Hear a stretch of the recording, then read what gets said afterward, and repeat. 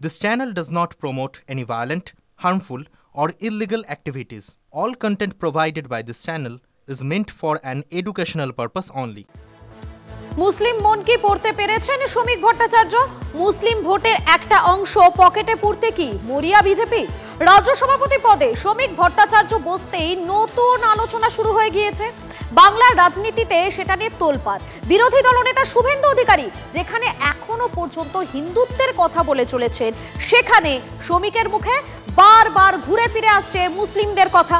শ্রমিকের দাবি ইতিমধ্যে মুসলিমদের ফোন পাচ্ছেন, আর এতে কি ভোট রাজনীতিতে লাভ হবে বিজেপির? সেই প্রশ্নটাই ঘুরপাক খাচ্ছে এখন। বিজেপি রাজ্য সভাপতির চেয়ারে বসে তৃণমূলকে পগার পার করিয়ে দেওয়ার হুঁশিয়ারি দিয়েছেন শ্রমিক ভট্টাচার্য। স্বাধীন ভারতের ইতিহাসে সবচেয়ে বড় ভোট স্ট্র্যাটেজিস্টের নাম হলো অমিত শাহ। তিনি বলেছিলেন 200 পার, আমাদেরই ভুলের কারণে সেটা হয়নি, আর এবার একদম পগার পার হয়ে যাবে।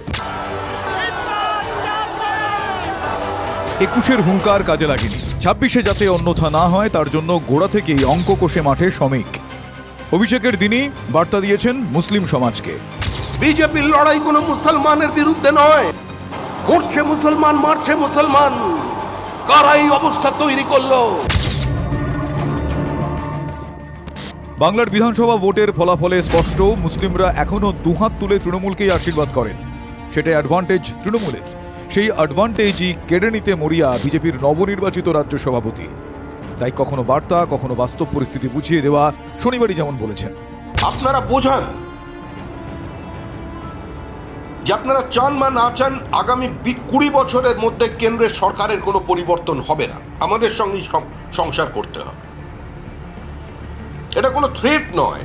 শ্রমিক ভট্টাচার্যের দাবি, তার এই অবস্থান মুসলিম সমাজের একাংশের মনে ছাপ ফেলেছে। মুসলিম কবি সাহিত্যিকদের ফোন পাচ্ছেন দাবি শ্রমিকের।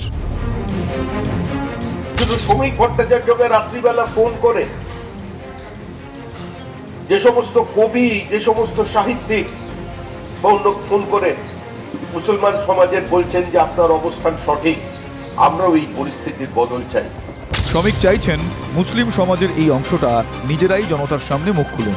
আমি কারণ নাম বলছি না, কিন্তু দয়া করে আমাকে ফোন করবেন না, প্রকাশ্যে রাস্তায় নেমে বলুন বাংলার স্বার্থে, বাঙালির স্বার্থে। রবিবার শ্যামাপ্রসাদ মুখোপাধ্যায়ের জন্মবার্ষিকী উপলক্ষে যতবারই ভাষণ দিয়েছেন শ্রমিক, প্রতিবারই ঘুরে ফিরে এসেছে বিভাজনের রাজনীতির কথা, মৌলবাদের কথা। এখানে বিভাজনের রাজনীতি চলছে, এই বিভাজনের রাজনীতিকে বন্ধ করতে হবে। মুর্শিদাবাদে যে ছাত্র শিক্ষকের কাছে আগের দিন পড়েছেন, পরের দিন তার উপরে তলোয়ার নিয়ে আক্রমণ করলো, তার কারণ র্যাডিকালাইজেশন, তার কারণ হচ্ছে ধর্মান্ধ ইসলামিক ফ্যাসিজম। এই মৌলবাদ সারা পৃথিবীর জন্য অভিশাপ, এটা মানব সভ্যতার ক্যান্সার। বিধানসভা নির্বাচনের কথা মনে করিয়ে শ্রমিক বলেছেন, জগৎপুর যুব সন্ধিক্ষণে আজকে শ্যামাপ্রসাদ মুখার্জির 125তম বর্ষ প্রাসঙ্গিক, কারণ এই নির্বাচন হিন্দু বাঙালির অস্তিত্ব রক্ষার শেষ নির্বাচন। হিন্দুদের বার্তা দিয়েই শ্রমিক জুড়েছেন, প্রগতিশীল জাতীয়তাবাদী ভারতীয় মুসলমানদের জন্য, বাঙালি মুসলমানদের জন্য শেষ নির্বাচন। বিজেপি রাজ্য সভাপতির প্রতিটি কথাতেই স্পষ্ট, মুসলিম ভোট ভাগ করতে মরিয়া শ্রমিক। কিন্তু সফল হতে পারবেন কি বিজেপির নতুন রাজ্য সভাপতি? কাজটা কি এতটাই সহজ? বিজেপি নেতৃত্ব এই মুহূর্তে বাংলায় বুঝতে পেরেছে যে শুধুমাত্র কট্টর হিন্দুবাদী কথা বলে হয়তো তাদের ইচ্ছা পূরণ হবে না। উনি এখন রাবড়ি পলিটিক্স শুরু করেছেন। রাবড়ি পলিটিক্স মানে দেখবেন নিচ থেকে গরম করা হয় আর উপর থেকে ঠান্ডা করা হয়। আরে ভাই, বিজেপি সংখ্যালঘুদের ঘৃণার চোখে দেখে, সেটা প্রকাশ্যে বলে শুভেন্দু অধিকারী। একথা অনস্বীকার্য। দায়িত্ব নিয়েই বঙ্গের রাজনৈতিক আলোচনার সুর বদলে দিয়েছেন শ্রমিক ভট্টাচার্য, বলছে রাজনৈতিক মহল। Bureau report, TV9 Bangla. শ্রমিক ভট্টাচার্য যাই বলুন, শুভেন্দু অধিকারী অবশ্য নিজের অবস্থানই অনড় রয়েছেন। বাংলায় হিন্দুদের সংখ্যা কমছে, আর কিছুদিন পর সংবিধানে ধর্মনিরপেক্ষ শব্দ থাকবে না, শরিয়াত আইন চালু হবে। তাই শ্যামাপ্রসাদের আদর্শ প্রতিষ্ঠা করতে হবে, মন্তব্য রাজ্যের বিরোধী দলনেতা শুভেন্দু অধিকারী। দ্বিতীয়ত, সেদিন 58 জন হিন্দু আইনসভার সদস্য বাংলা দিয়েছিল। আজকে হিন্দুরা কোথায়? 1951 সেন্সাসে 85% হিন্দু সম্বলিত এই পশ্চিমবঙ্গ আজকে হিন্দু সংখ্যা 67-তে নেমে গেছে পার্সেন্টে।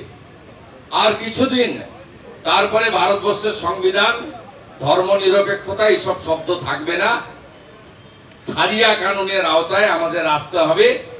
তাই উনি যা দিয়ে গেছেন রক্ষা করার দায়িত্বটা আমাদের বাঙালি হিন্দুদেরকে নিতে হবে, এইটুকু আমি উনার চরণতলে দাঁড়িয়ে বলতে পারি। তাই সাধু সাবধান, যদি সবাই ঐক্যবদ্ধ হয়ে উনার আদর্শ এখানে প্রতিষ্ঠা করতে পারি, তাহলে বহুজন সুখায় বহুজন হিতায় গীতার যে বাণী সেটা আমরা রক্ষা করতে পারবো।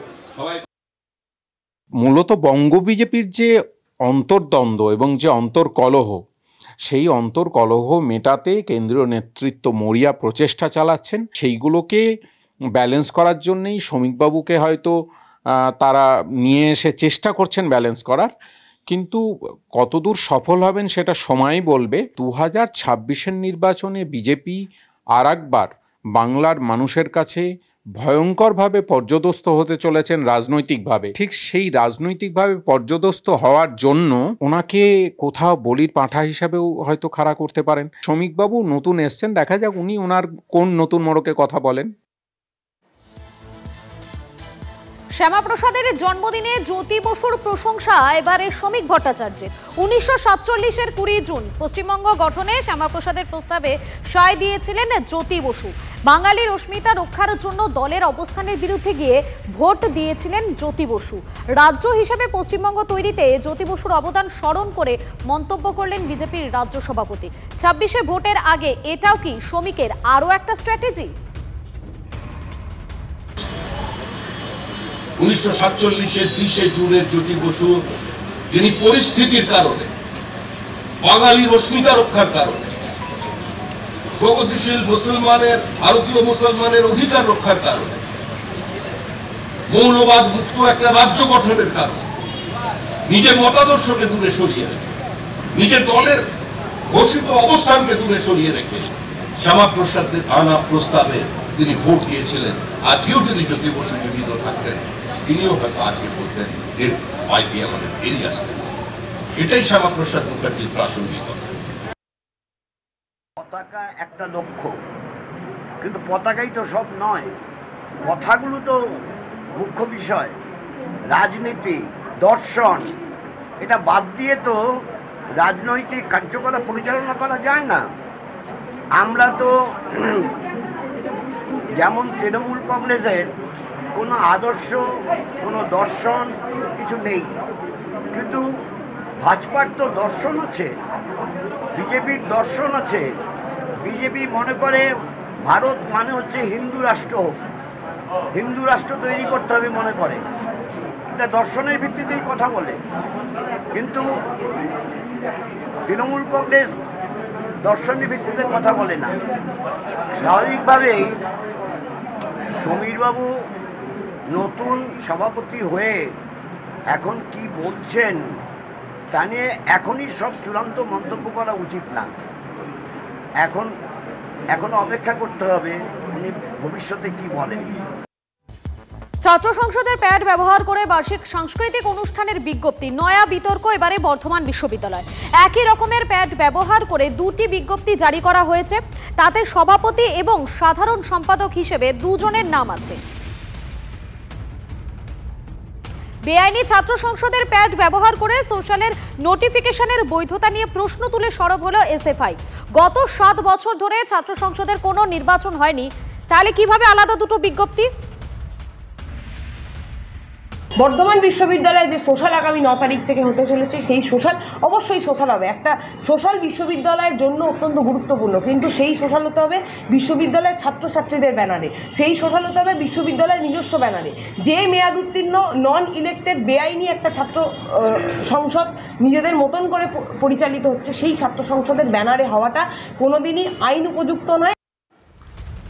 গত 7 বছর ধরে ছাত্র সংসদের কোনো নির্বাচন হয়নি, তাহলে কিভাবে দুটি আলাদা বিজ্ঞপ্তি বিশ্ববিদ্যালয়ের ছাত্র সংসদের নামে হতে পারে, তা নিয়ে প্রশ্ন তুলছে এসএফআই। অভিযোগ ঠিক নয়, পেছনে এসএফআই এর চক্রান্ত, দাবি তৃণমূলের। আমরা ছাত্রছাত্রীদেরকে জাস্ট ইনফরমেশান একটা দিয়েছিলাম, সেই হিসাবে নোটিফিকেশান করা। আর হাইকোর্টে সম্প্রতি যে রায় দিয়েছে সেটার প্রতিও আমাদের আস্থা আছে। আর প্রথম কথা হচ্ছে এসএফআই যা যা কথা বলে, এসএফআই ছাত্রছাত্রীদের স্বার্থেও থাকে না, ছাত্রছাত্রীদের নিয়ে তারা লড়াইও করে না, আর আমাদের বিশ্ববিদ্যালয়ে তাদেরকে খুঁজেও পাওয়া যায় না। বর্ধমান বিশ্ববিদ্যালয়ের সোশ্যাল বলে যে নাম বলার এরম কোনো প্রোগ্রাম আমার অন্তত জানা নেই। যেটা হচ্ছে একটা প্রোগ্রাম অবশ্যই হচ্ছে, সেটা স্টুডেন্টদের একটা কালচারাল ফেস্টিভ্যাল, যেটা আমাদের অনারেবল ভাইস চ্যান্সেলর স্যার একটা কমিটি ফরমেশন করেছেন, যে কমিটিটার নাম হচ্ছে উৎসব কমিটি, যাতে ইউনিভার্সিটি অথরিটি আছেন, সবাই ইউনিভার্সিটির অফিসাররা সেই কমিটির মেম্বার তারা আছেন, এবং সেই উৎসব কমিটি একটা স্টুডেন্ট কালচারাল ফেস্টিভ্যাল অর্গানাইজ করছে।